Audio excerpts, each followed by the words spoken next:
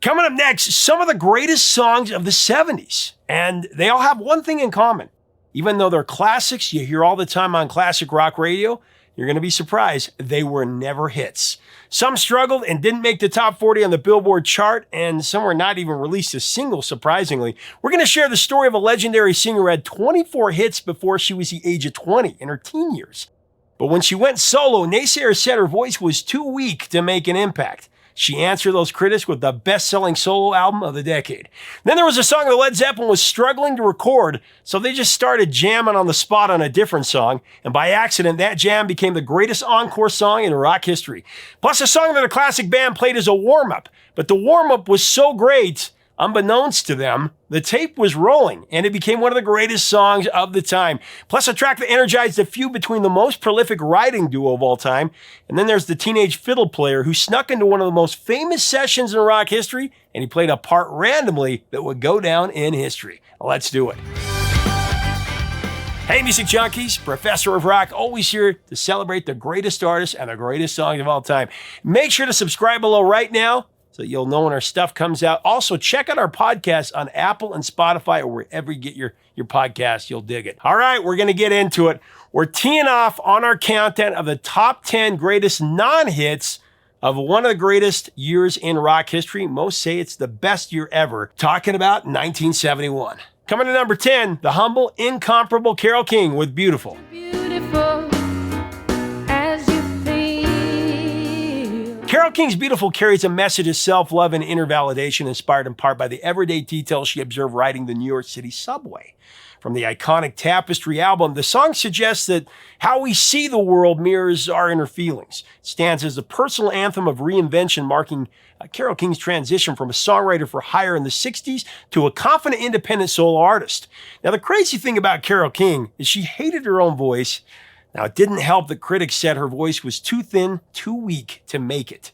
Now, she'd written 24 hits as a teenager before she hit 20, and she ended up proving the naysayers wrong and have the #1 solo record of the 70s with Tapestry. You got to get up every morning with a smile on your face. Let's talk about Beautiful, though. While riding along on the hectic New York City subway, Carole King watched the mix of commuters and strangers around her and found it all very interesting.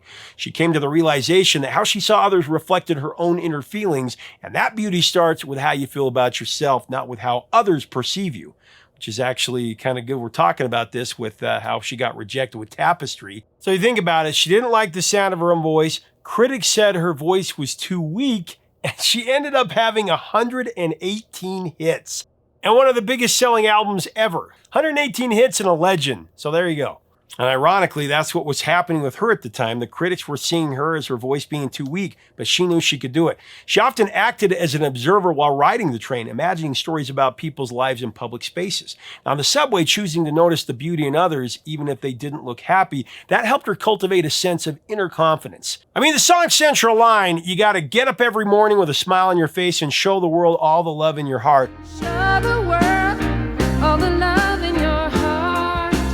That really comes from that realization that you really are as beautiful as you feel inside, was what she said. Beautiful was also chosen as the title for the musical about the life of Carole King. However, the song itself was not a hit, wasn't even released as a single.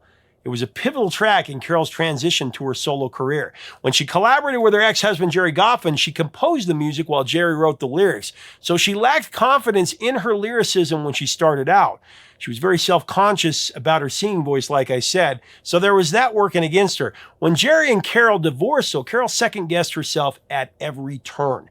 And those insecurities led to some major anxiety about becoming a solo artist. Actually, James Taylor helped her with that. But she courageously gathered herself and created a masterpiece. Any answer, maybe love can end the madness. The music and lyrics that she wrote or co-wrote for Tapestry, her glorious sophomore album, the deep sincerity and realism of the songs connected with audiences in a way that few others have. That made it one of the most impactful albums of the rock era for sure. And Beautiful was a breakthrough for Carole, personally and professionally, helping her get through over that hill. You're beautiful. All right, rolling on to our top 10 non-hits of 71, we've got Locomotive Breath by Jethro Tull at number 9.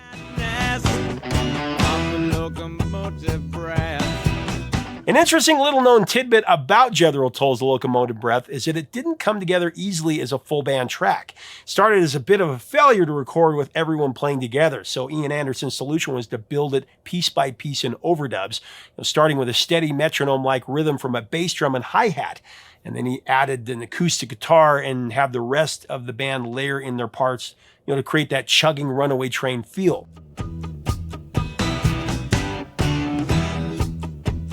In Locomotive Breath, though, the train is really a metaphor for the unstoppable surge of the world's population and industrial capitalism, according to Ian. Ian Anderson envisioned it as a crazy train that humanity can't seem to jump off. Ian thought the song was not a hit, and from a conventional industry perspective, he was exactly right. Locomotive Breath stalled at number 62 on the Billboard Hot 100, but of course became a classic rock standard. I mean, the long, slow-burning piano intro and that heavy art rock arrangement, it was kind of tough for AM Top 40 radio to play, along with all the upbeat mold of pop hits in 71.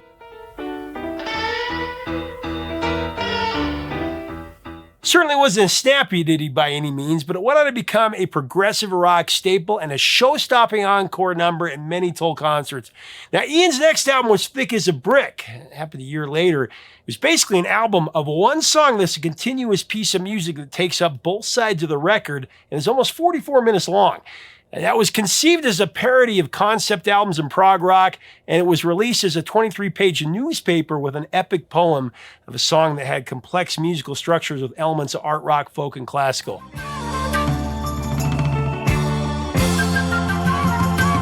All right, back to the countdown of the top 10 non-hits of 1971. I've got How Do You Sleep by John Lennon at number 8.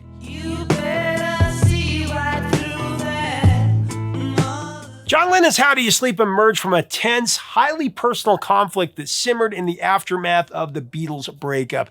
This song's a scorcher. It was released on his 1971 album Imagine, and the track was widely interpreted as a direct volley at Paul McCartney, sparked by Paul's Ram-era songs, most notably Too Many People, which John believed contained thinly veiled insults aimed at him and their former partnership.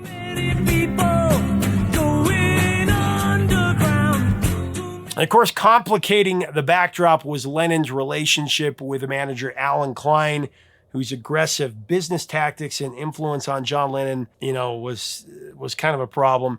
And Sir Paul, meanwhile, was openly working to sever Klein's hold on his own affairs. Against this charged atmosphere, John Lennon channeled his grudges into a confrontational pointed salvo that marked a defining moment in his solo career. Like I said, John Lennon felt Paul McCartney's Ram was full of digs, especially a particular line in Too Many People that goes, "You took your lucky break and broke it in two."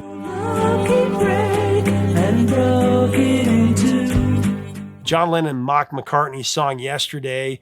He had a real bite in the lyric when he said, "The only thing you done was yesterday." That was pretty harsh.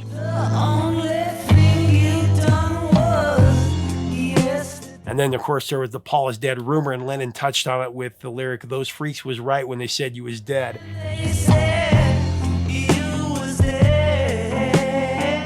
Man, it was a brutal takedown that Paul took very personally. And of course, George Harrison added a personal touch from the past by playing slide guitar on How Do You Sleep, and that made it even worse and added fire to the ongoing feud.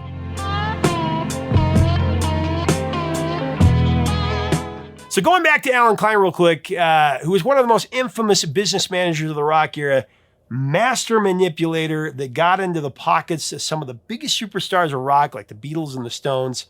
I mean, Alan Klein was known for ruthlessly cutting staff, withholding royalties, and handling things with a kind of bull in a china shop mindset that disrupted both the band's chemistry and Apple Corp's harmony. He's maybe the biggest a-hole in rock history, even before he screwed over the Verve, when he took all the money for Bittersweet Symphony. We've talked about that before. Bad guy. He bypassed McCartney to let Phil Spector remix the Get Back recordings, pushing Let It Be out against Paul's wishes and fueling long-term resentment.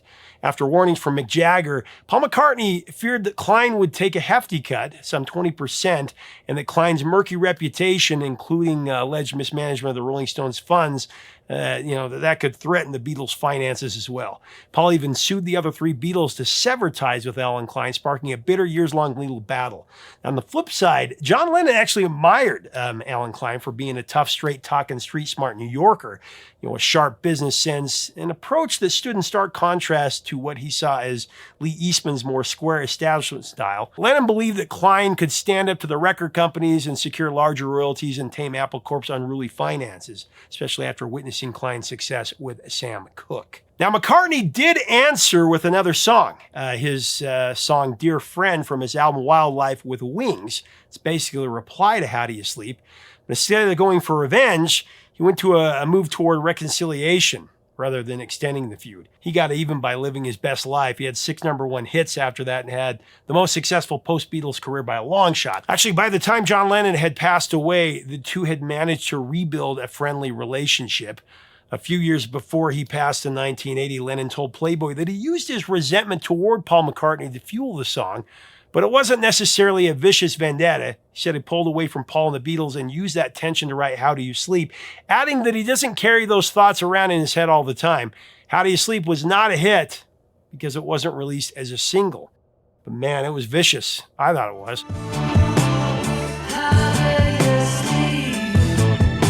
Next up on our countdown of the top 10 non-hits of 71, I got Joni Mitchell, one of the most beloved lyricists of all time, with River at number 7. So I wish I had a river I could skate away. Joni Mitchell wrote River during a 1970 holiday season in Los Angeles, wanting to escape the sunny, warm California Christmas that felt wrong and stifling after her breakup with Graham Nash. Now, the song centers on her longing for a snowy, frozen world where she could skate away.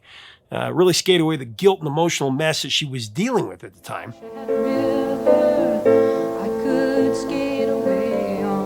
People often think of it as a Christmas tune, but it's really a lament about loneliness and regret during a season that's supposed to be joyful.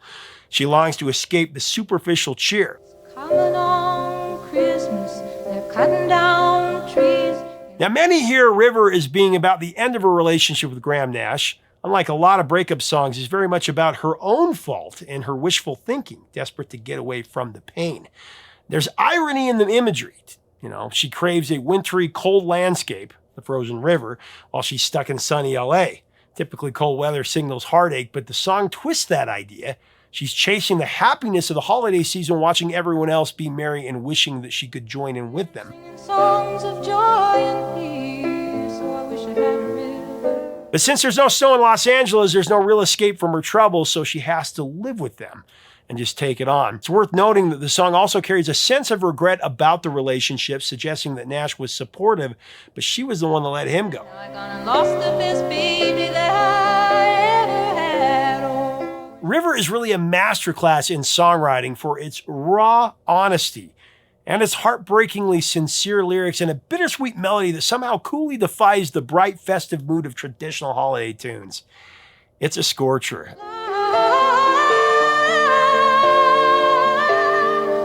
It may have not been a radio hit, but its lasting universal pull comes from its intimate, really introspective truth and the comfort that it offers. When Joni Mitchell admits fault, I'm selfish and I'm sad, the song becomes a deeply personal confession, expressing regret at the end of the relationship and the loneliness that can come at Christmas time. You love me so good, it made me weak in the knees. This makes it feel both intensely private yet broadly resonant, a testament to its profound impact on listeners, especially women in 1971, and on songwriters of every era.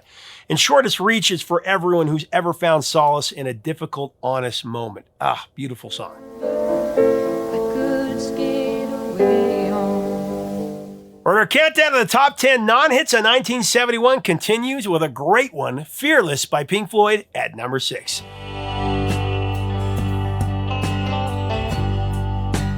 Now, Lovesick Blues by Hank Williams is recognized as the first recording to feature live fans singing, while Pink Floyd's Fearless from the Metal album isn't the debut of crowd involvement in a recording. It does stand as a landmark in the genre of prog rock.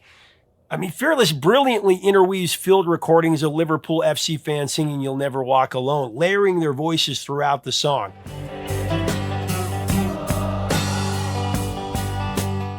The effect shapes a haunting panoramic atmosphere that blends with the band's acoustic, melancholic mood, turning the listener's journey into a communal, fearless odyssey, if you will. It's quintessential Pink Floyd genius. The crowd noise from Anfield Stadium was recorded and then layered over the music, particularly at the start and the end. Although an Arsenal supporter, Roger Waters advocated for using this distinctive, powerful Liverpool crowd sound to create atmosphere and, in some readings, to reinforce the song's themes of camaraderie and overcoming adversity.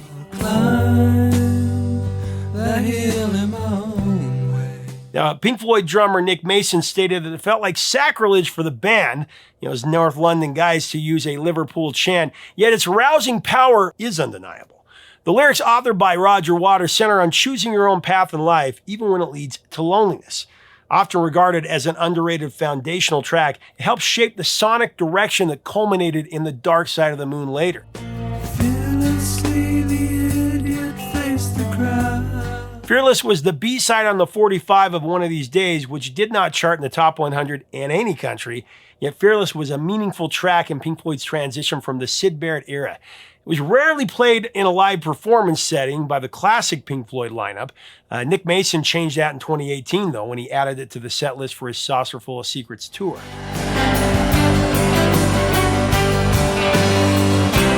All right, moving along to number 5, halfway through our countdown, we've got a true classic at number 5. I've got the Stones with Can't You Hear Me Knocking?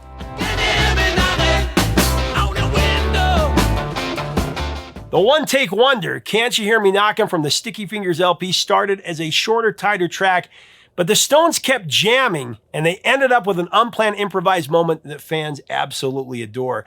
The whole thing, the song and the jam, was captured in one spontaneous take. They just let the tape run, and what you hear is what they came up with on the spot. In fact, some of the band claimed they didn't even know the tape was running, and they were doing it as a warm-up. It was improv magic on fire, really.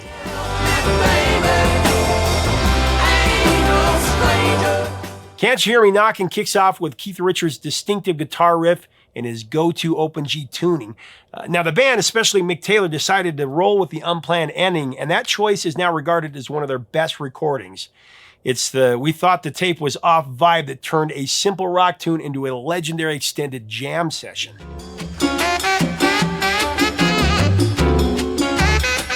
Keith Richards has always treated the opening riff of Can't You Hear Me Knockin' as a stroke of divine inspiration.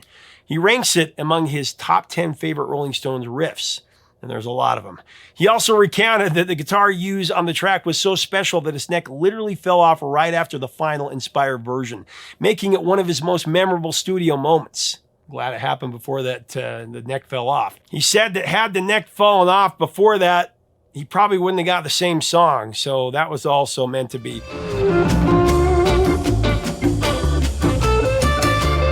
Meanwhile, Mick Jagger confided in later years that he wasn't entirely sure what he was thinking when he wrote the lyrics. He wrote them while he was in a big rush to get the lyrics transcribed for copyright reasons. It became one of the greatest rock songs of the 70s, but it was never a hit. It's crazy.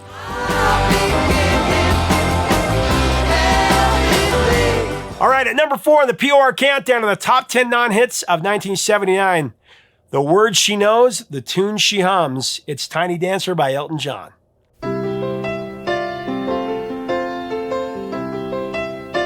Now, this one barely missed being a hit by like 1 or 2 spots. Tiny Dancer, just an incredible song. It's one of those songs that sounds timeless today, but back in 1971, it didn't hit the charts the way you'd expect.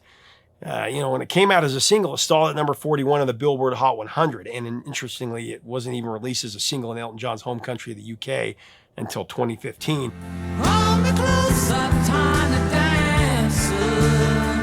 Tiny Dancer, though, reads like a love letter to a seamstress. The lyric, seamstress for the band, that nods to Maxine Feebleman, Bernie Taupin's wife and partner at the time. She was a ballet dancer and even stitched patches on Elton's clothes. That personal touch gives the song real warmth, a real person. But it wasn't the kind of hook that radio programmers could easily merchandise in 1971. Seamstress for the band. The track was also 6 minutes long, a length that DJs tended to shy away from when selecting singles. It was written for Man Across the Water, masterpiece album, and a sprawling cinematic feel was too much for the radio format of the day, I guess. Now, the capper for why Tiny Dancer didn't make it to the top 40 on the Billboard Hot 100 is the line after the now iconic opening lyric. Blue Jean Baby, LA Lady, seamstress for the band. It's quickly followed by Jesus Freaks Out in the Street. That passage was viewed as being too edgy, almost Bible Belt baiting at the time, and radio programmers often avoided songs that dusted up controversy or pushed boundaries in 71. Jesus Freaks Out in the Street. Now, you got to remember, Elton John hadn't yet achieved superstar status where programmers would give him the benefit of the doubt. But, instead of being a slight, the song made Jesus Freaks an acceptable word. The great lyricist Bernie Taupin penned the line about Jesus Freaks after witnessing the Jesus People movement, which was highly active on the streets of LA and in Hollywood and the Sunset Strip during that era. He was documenting the distinctive California scene, which felt starkly different from England, capturing the eclectic mix of people and lifestyles. His observations also included seeing religious followers, those connected with Father Yod or the Alamo Christian Foundation, handing out literature in the area, and that's where that came from. Bernie aimed to capture something broader when he wrote Tiny Dancer, though. In addition to studying the cultural changes he witnessed, Bernie put a lot of personal expression in the song, including capturing the California spirit.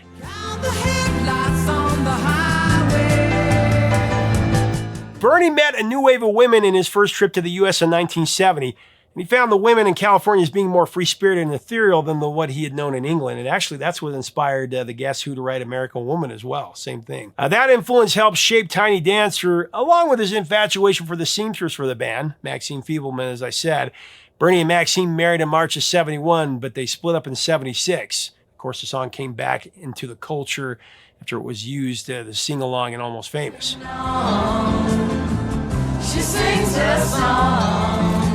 All right, next up on our countdown, it's an incredible track that came out of a session for another song that the band was struggling to nail. At number 3, it's Rock and Roll by Led Zeppelin.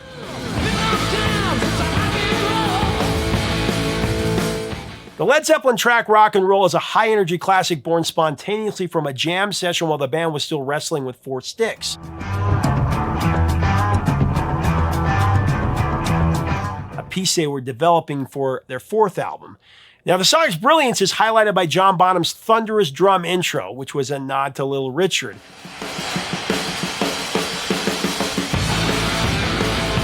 And then Jimmy Page's Chuck Berry-style riffs and Robert Plant's powerful vocals, merging 1950s rock energy with a heavier metal-inflected tone.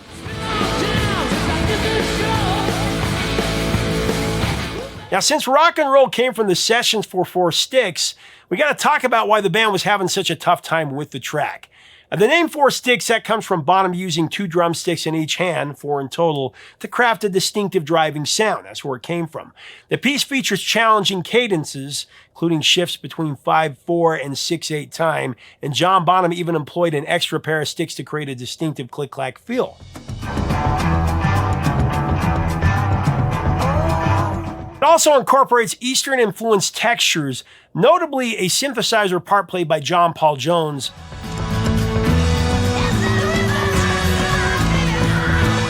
along with an intense high-endurance drum performance that required multiple takes to lock in.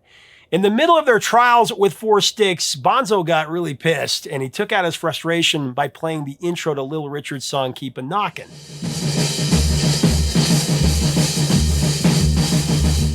Now, the crazy thing is that Bonzo's detour inspired the band to table 4 Sticks and rip off Bonzo's improv. Instead of laughing it off and just re-attacking 4 Sticks, Zeppelin kept going. Plant began writing the lyrics of the song that was originally titled Been a Long Time, and Jimmy busted out the guitar part, and in less than an hour, this spontaneous jam that came from screwing up, it created Rock and Roll, arguably the greatest encore song in rock history.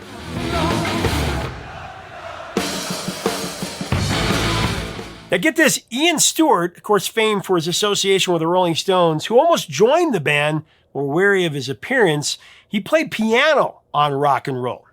A lot of people don't know that. He was on site because Zeppelin was using the Stones' mobile recording unit to track the album, since Headley Grange lacked a studio.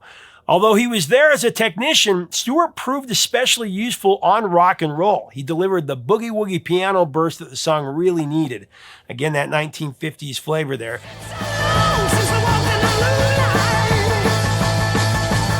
As you may know, Zeppelin did not release singles in their native England, but in America, where it was a single, Rock and Roll was not a hit in its first run in 71. Surprisingly, the song only made it to number 47 on the Billboard Hot 100, a far cry from the legacy that's earned as rock and roll's great standard, one of the most difficult Zeppelin songs to replicate, mostly because it's demanding two-handed shuffle. But regardless, like I said, it's the encore song of great encore songs, and Zeppelin rocked it.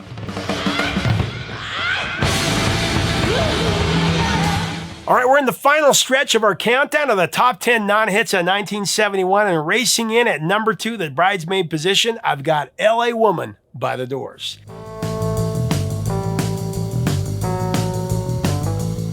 L.A. Woman was the title track to the last album featuring Jim Morrison, and the album was recorded at the famed Doors workshop on Sunset Boulevard in West Hollywood.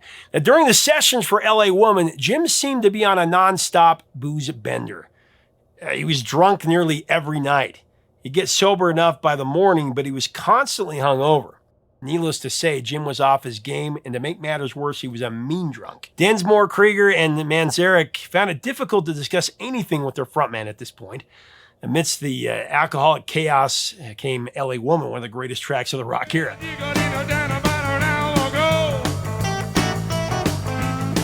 Amidst the alcoholic chaos came a great song, L.A. Woman, one of the greats of the rock era. For many, the most memorable section of L.A. Woman, though, is the Mojo Rising Bridge. It's not only a highlight of L.A. Woman, it's a highlight to the artistic intrigue of the Doors. Mr. Mojo Rising is actually a snapshot of the Jim Morrison puzzle. Jim accelerates the Mr. Mojo Rising line at the end of the song, which was designed to mirror a building big O. You know, the big O is a word that I can't say on here. Let's just say it rhymes with Borgasm. Mr. Mojo Rising. So mojo means that. The idea of a mojo isn't new to Jim Morrison. Early blues players talked about their mojo all the time. And Jim took the expression from the famous Muddy Waters line, got my mojo working. Got my mojo working, but it just don't work on you. So what exactly is a mojo? I didn't know the answer to that question before I became an adult, but it's actually a hoodoo charm, usually a small bag filled with things like roots, a lodestone, rattlesnake rattles, alligator teeth, charms, coins, the stuff that's supposed to pull some kind of magic. Different bags are meant for different goals. A red bag for love, where you add a personal item like a strand of hair or a piece of clothing to make it work. A black bag, on the other hand, was said to be for death. So there's that. Now, in 1970, when Jim Morrison wrote the lyrics for L.A. Woman, he interpreted mojo as a symbol of sexual energy. That's how it's commonly understood today, even though that's not what it meant before. L.A. Woman was a great example of the famed innovation of the Doors, though. For example, Ray Manzarek used a tack piano, which is a piano with the thumbtacks on the hammer, to produce that unique keyboard sound on the track.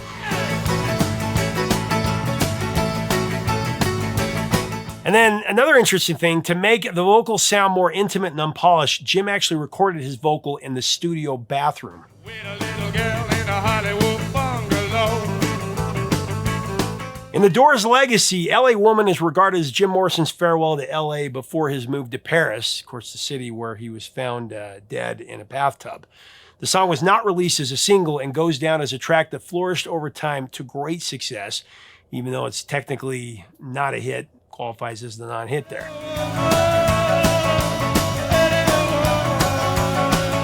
All right, before we name our number one non-hit song in 1971, we got to acknowledge a track by one of the most respected assemblies of musicians of the rock era. As an honorable mention, I've Seen All Good People by Yes. I've seen all good people turn their heads. The song was released as a single, but didn't make the top 40, but a great song.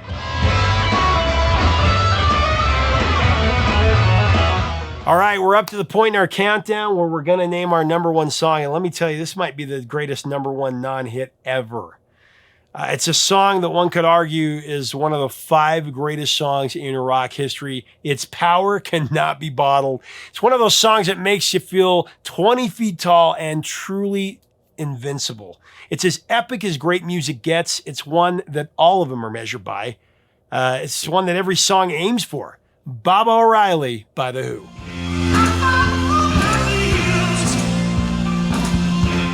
I got a question for you. What makes a band preeminent? Well, there are several key factors, but the one that I believe ranks supreme in achieving that status is musicianship. It's the component that makes music such a powerful, timeless force, because musicianship represents the fascinating universal energy known as the human element. The Who reached preeminence because of their musicianship in tracks like Won't Get Fooled Again and Bob O'Reilly, that wonderful complicated suite composed by the vision of Pete Townshend.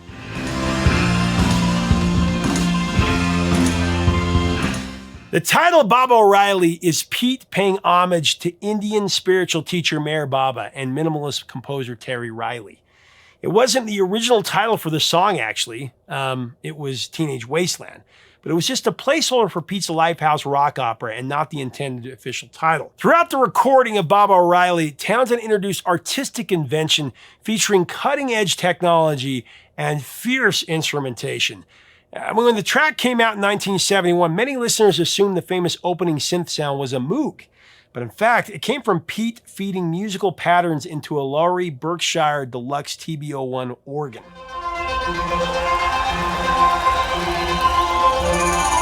Now, the meaning of the "We're All Wasted" chant, that's often misinterpreted as a celebration for freedom to do drugs. It's actually the opposite. Pete intended the chant to be a critique of the drug culture of the late 60s and early 70s. Even though one could call Pete a hypocrite because he was a heavy cocaine user himself, he knew in his gut that the drug-fueled culture of the time was really a wasteland that could ruin society, as it were.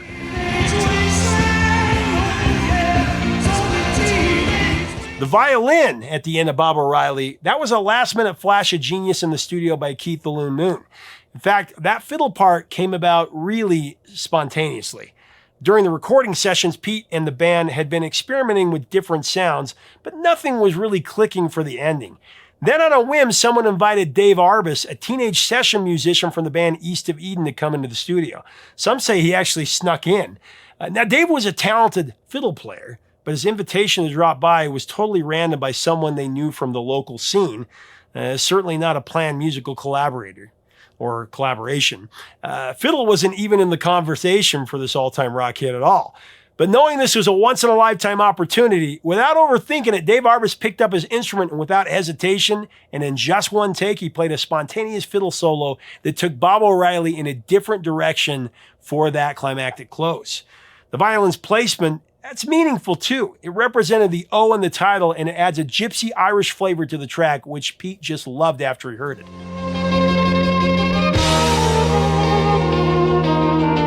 The violin part is usually swapped out by a harmonica solo played by Roger Daltrey when they do it live.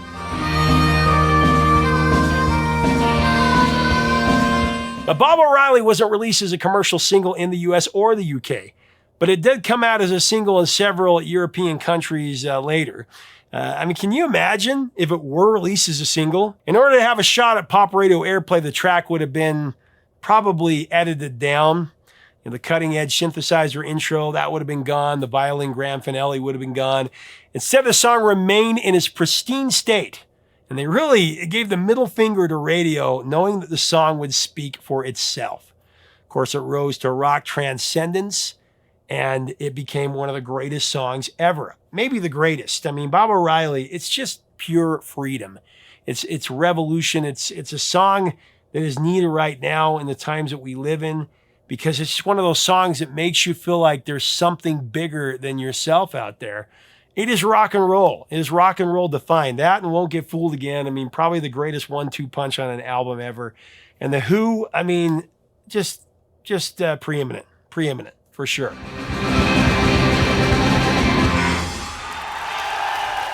That wraps up our countdown. What do you think? What are your memories of these songs? Did I get any wrong?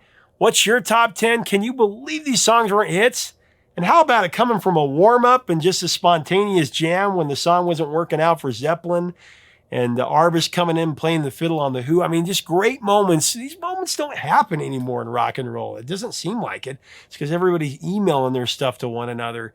When you get in the same room, magic can happen. And that's why this is the greatest time in music history.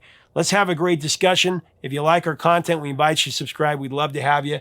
Man, I don't know how long I'm going to be going on this deal, but I'm going to keep going as long as I can, as long as you'll watch. We got to celebrate and keep the music alive. So please share this, like it, do whatever needs to be done. Until next time, 3 chords and the truth, my friends.